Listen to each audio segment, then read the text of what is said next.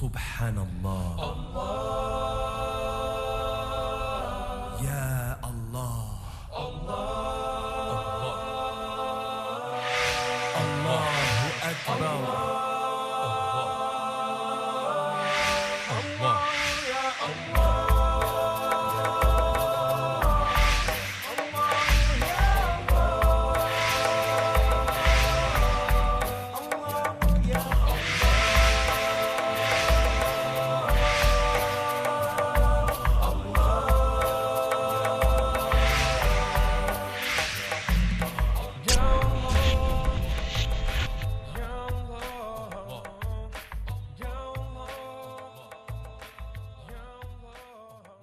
Assalamu alaikum, and welcome to the World of Islam, coming to you from Washington, D.C. in the United States of America. From Denmark to China, from Australia to Argentina, from the USA to the UK, there are more than 1.5 billion Muslims in the world today. The religion of Islam is the fastest growing religion on earth. But unfortunately, the true nature of Islam is often misrepresented and misunderstood. So I invite you to join us as we travel throughout the world of Islam and give you the opportunity to know the truth about Islam and the truth about Muslims. You are now entering the world of Islam. Assalamu alaikum, and welcome back to the world of Islam. Our travels throughout the world of Islam have brought us here to Washington, D.C. in the United States of America. And I'm here in the home of a Muslim family who have assembled quite a few artifacts and photographs and historical documents talking about the actual history of Islam here in America. So I'm joined here by Brother Amir and his wife Habiba. Assalamu alaikum. And thank you for inviting us to your home and agreeing to spend some time with us and tell us about your collection here and what you've been able to do with it. But before we start, I'd just like you both just to tell us a bit about yourselves and how you came to Islam.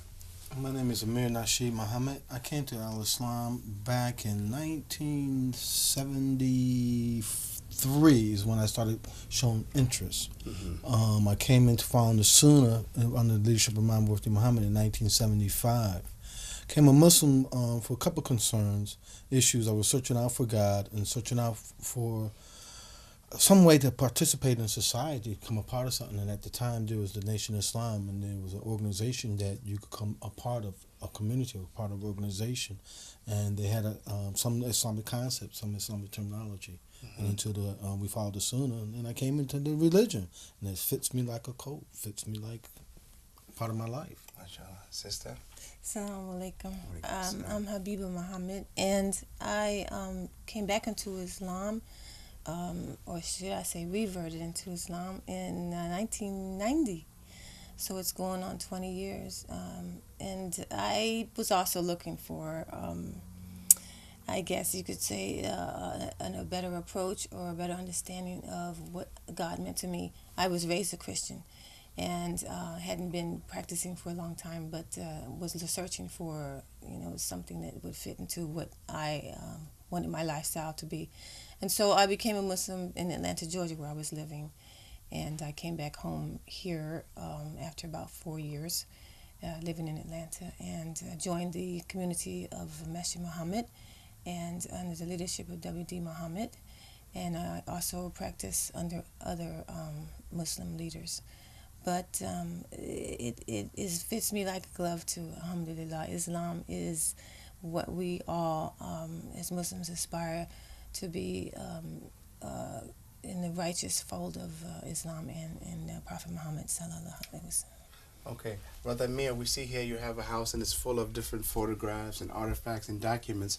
First of all, I want to know what motivated you. I mean, when did you get the idea to start a collection like this? Back in early 90s, I used to work I come from an accounting background and a management background, and I worked for American Muslim Council. It was the first and the largest Muslim political organization at the time. And I saw that the Muslims had a sense of disconnect. They didn't have a sense of connecting or belonging to America. And I realized that we were a part of America. And my own family used to tell me, we wasn't Muslims. Muslims didn't exist. So I just wanted to prove them wrong. And I started researching, and I found my own ancestor, the one that was captured and enslaved in the 1870s. And her name was Amira Bakir. And then she lived like 15 minutes away from the Muslim communities, the Gullah and the Geechee Muslims. So I saw this Islamic component to me. And so then as we grew and started collecting, Islam is about building relationships and making connections. And our history shows that, there's Muslims that came here different ways. And we're building here, making connections. There's a sense that the most recent immigrant Muslims need to feel that they're a part of. Muslims that are of African American heritage need to have a sense that they're a part of. And once we started finding America's history of Muslims' involvement that dates back over 700 years, we're part of American fabric. We help build this American society. So yes, we are a part of America. Right. And it gives us a sense of connecting. It gives us, they try to say that we're terrorists, but Islam been here in America for at least 400 or 500 years. No terrorist acts. We've contributed in the sciences. We've contributed in the mathematics.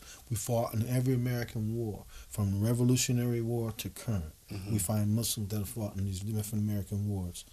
So this is why we're here. And now we're here to tell the American public. Americans are beautiful Islamic history. Many Americans don't know that Muslims are a part of American society.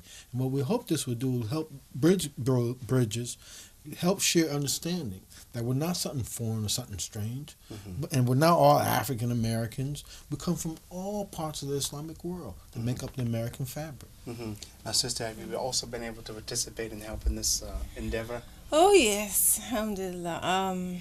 Actually, the story that my husband tells, he didn't tell in depth. When we lived in Atlanta, I worked for the Georgia State Department, and there is a island called Sapelo Island in Georgia, where I never got a chance to visit. And when I got married to Amir, his father's family is from Brunswick, Georgia, which is about 10 minutes away from Sapelo Island, where you'll see Bilal Muhammad and some of the wrecks that we found there, and where the ancestors of the Muslims were, or still are. And I wanted to visit, and so I convinced him that we'd go over to the island, which you have to take a boat, and you have to return and take a boat the same day or to stay over. And realized that's when we started talking to people and digging up information and seeing the buildings that Bilal Muhammad, they were still standing, that he helped build. Realized that there was a total connection. So from then on, we gathered information, and he did most of the research and traveled around, but I've been involved from the beginning. But now when you go out and display these things, what are the reactions you get from the people? Oh, it's humbling. It's amazing. The reactions are empowering. I didn't know. We should teach this in the public school. Wow. Oh, my parents was Gullah people. Oh, I'm a Muslim from Bosnia. That's my people. There's the excitement and enthusiasm. It's real humbling. I mean, we've traveled not only up and down the East Coast, out in the Midwest, but we've been overseas to Qatar, Nigeria, St. Thomas, Bermuda. It's just, we're overwhelmed with enthusiasm and the excitement because people just don't know. So now we're going to take a look at some of the artifacts and documents you've collected. Yes, but we've been able to collect different artifacts around the country that we found. This is one of the earliest Muslims that we found in America. His name is Estevano. He's credited with discovering Arizona and New Mexico. He came over here in the 1500s with the Spaniards, and he made it inland. And this is where he's credited with discovering Arizona and New Mexico. Then we all know about the Spanish Inquisition. What we've been able to find is that Muslims came through America basically in like 4 major waves, and then you had sub-waves. One of the first waves is through the Spanish Inquisition.